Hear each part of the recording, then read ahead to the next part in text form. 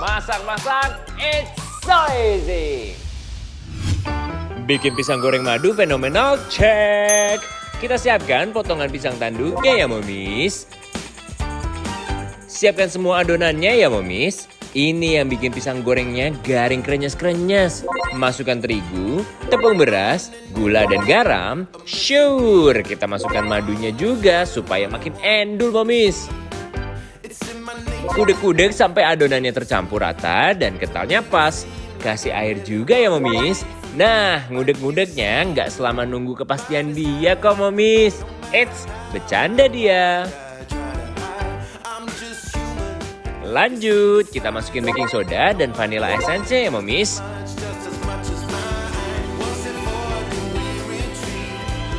Masukkan semua pisangnya. Sure, berenang deh di dalam minyak panas sampai kecoklatan.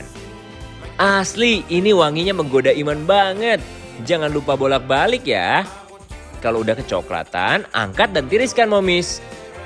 Tinggal hap deh. Sok atuh dicoba juga di rumah sambil nunggu buka. When I come over, I'm nonchalant. It makes it perfect, you know just what I want. I'm talking